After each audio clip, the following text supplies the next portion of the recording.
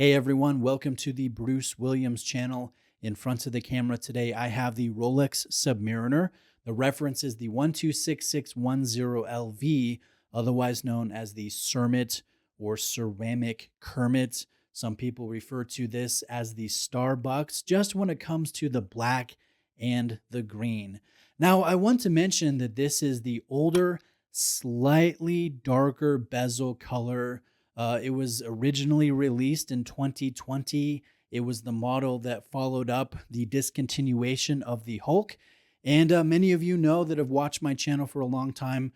I owned a Hulk for years. I beat the heck out of it. I wore the heck out of it and greatly appreciate and admire that model. Such a beautiful diver in the Rolex brand color green. Now, this one, it's a little less in your face than the Hulk, and I think that is a positive thing for many people. And with this specific darker bezel, only having a 2.5 year production run before Rolex updated it to a slightly brighter, slightly more yellowish shade of green. I know it's silly, but collectors, that's a big deal to them.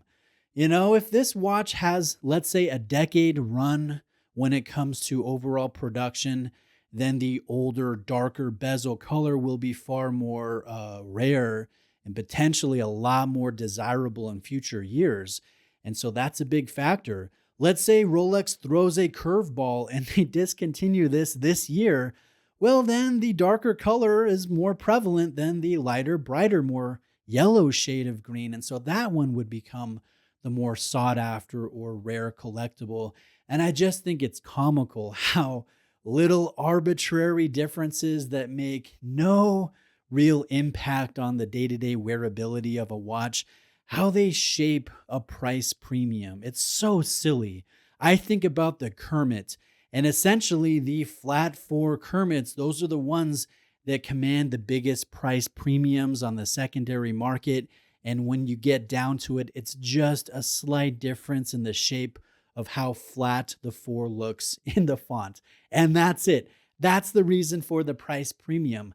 So I always think it's funny how Rolex, they massage their models here and there. They tweak the color, they tweak, this or that. They change the hands. I mean, little differences, and just how us collectors, we grasp onto those differences and we make them a bigger deal than they should be. And some of those differences end up becoming collectible and commanding premiums. And that's kind of crazy to me. But I wanted to talk about this specific watch and just mention my own opinion, my own experience with the Submariner. And this is what it comes down to. I think that the Rolex Submariner, it is the easiest, most practical diver to daily. It's such an enjoyable watch to wear day in and day out. Wear it to the office, take it hiking, take it camping, take it anywhere. This is a great watch. Now, obviously there's going to be some caveats, but what I mean by this is thin. This is comfortable. This is highly adjustable with the glide lock system in the clasp. This has the best bezel action in the business. And I'm not wrong on this one. There is no other watch that I've tried, no other diver priced above or below this that has such a crisp, luxurious feel. It's just second to none. This has fantastic lume. It's chromolite. This has a very solid bracelet. Again, an excellent clasp system. The movement within the case is highly accurate. It's highly anti-magnetic. It's very anti-shock. It has a great power reserve, and it's dialed into near spot on levels. In my own experience, a Rolex superlative chronometer always outperforms Meta certified movements from Omega or Tudor or other watches that I've owned or borrowed for review. They're just really well dialed in. Now, this watch is versatile. It's easy to read. And I think for all of those reasons, it's just a practical diver to go anywhere and do anything in outside of two factors that could be deal breakers for you. One comes down to the aftermarket value of the watch. I know a lot of people, when they buy a great watch that they've been looking forward to, they don't want to be concerned about wearing something that's worth more used than what they paid for brand new. It's like always having a temptation on your wrist to sell, pocket a few extra $1,000, and enjoy another awesome watch that's not so sought after. So I know a lot of collectors, they like the idea of wearing a sub, but they don't necessarily want to walk around with a Cermit or a Starbucks on their wrist because of the added value of this just being a very popular model. And because of its popularity, they're difficult to buy at retail. And that's probably the biggest thing that keeps people from enjoying, a Rolex, a good Rolex model, is the wait list. It's the building of a relationship with an authorized dealer. It's the games or the shenanigans that are associated with buying something that's so in demand. And it's a big turnoff to a lot of watch collectors.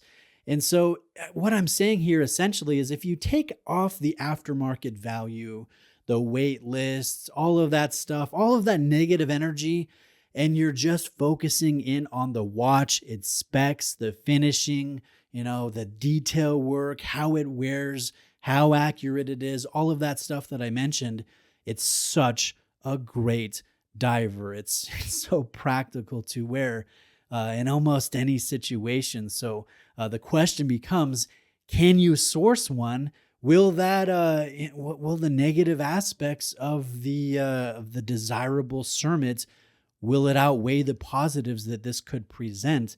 I think every collector has to answer that question for themselves.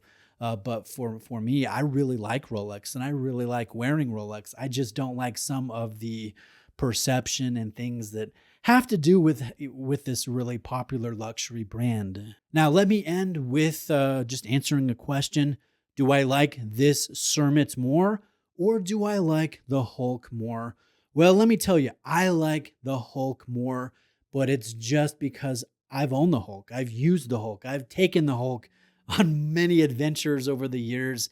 And I love that sunray color. I love how that really sings in natural light at different times. I like how chunky the maxi case is. I like how dramatic the taper of the bracelet is. There are a few things that I just personally enjoy more about the execution of the Hulk, but I recognize that the Cermit, I think it fits a little bit better. It's a little bit more versatile or more palatable for many watch collectors when they're trying to select clothing to match. This is not quite as in your face as I mentioned earlier in the video. And technically, it has more or better movement specifications than the 3135 that was in the Hulk that I own. So I would say if you have the budget for either one, buy the one that you think you would enjoy the most because they're both going to increase in value. They're both going to really be enjoyable to wear.